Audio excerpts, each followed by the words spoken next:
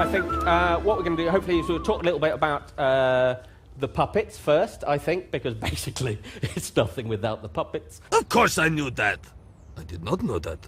They've got blinks up there, which are controlled from the middle finger, so it's quite nice. The performer can get as much performance themselves as they can. If we're doing anything kind of involved with a character, it's quite nice to have somebody else doing the hands or doing the ears. Personally, I didn't work with puppets before really working with Andy properly. And you have no idea. If we wanted Nelson to go and pick up that piece of paper, it sadly just isn't as simple as that. It's not. You'll need another piece of paper attached to another arm, which is being operated by someone completely different. Nelson will need to walk over there, probably bend down, which you see him doing a lot, which sort of covers it. Then someone else will lift up a hand. You're an animal. You're an animal.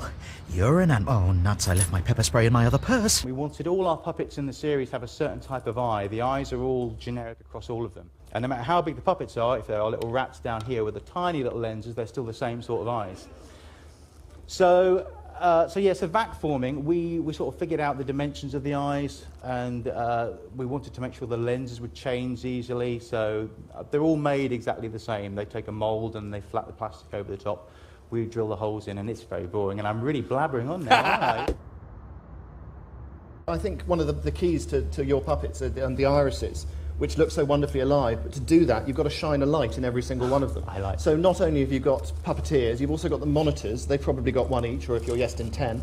And in addition to that, Jamie's got an tiny individual light for every single one set of their eyes, and you spend most of your time waiting for the eye lights to go in. So when they hit their eye lines, hopefully the lights ping out. You go down to the set, it's the strangest set you've ever been on, because it all starts at about 6 feet in the air.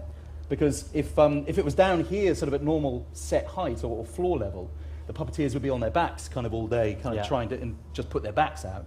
So these guys are now able to kind of stand up, and so all the action kind of begins up here. Middle class is magical. Drive a 4x4 to school. Keep 3 sorts of hummus in your fridge. Take over your downstairs loo. Learn to salsa, ski and Verbier. Drink too much Chilean Chardonnay. Ignore the homeless, don't mind burgers. Condescend to migrant workers. I mean, basically, the way this works is we lay the voice track down about 2 months before they start shooting. And then they will turn up, and the voices are already there, and it's down to them, down to the puppeteers, to actually coordinate the puppets to what's already been said. Anyway, so that's how it works. Ruth here plays virtually every femme fatale in every episode. And is killed in normal. And is killed in every episode. I'm like the Kenny of... Yes, exactly. Have you made it to the end of a single episode? I have. I was scared by a penis and flew off. Oh, yes, that's right. But I didn't die. Lesbian crime. It could be any TV show. Oh, Lord! Oh, Jesus Christ! What is that thing? Ah!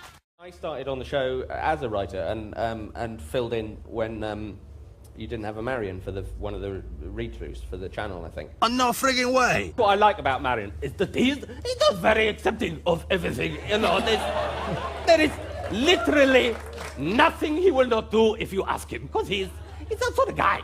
You know, it started because he was, one version he was, You know, he was Mexican, he was, for some reason he spoke like that. It didn't work, And so it was basically because they hadn't cast him, so it just ended up as a stupid collection of voices.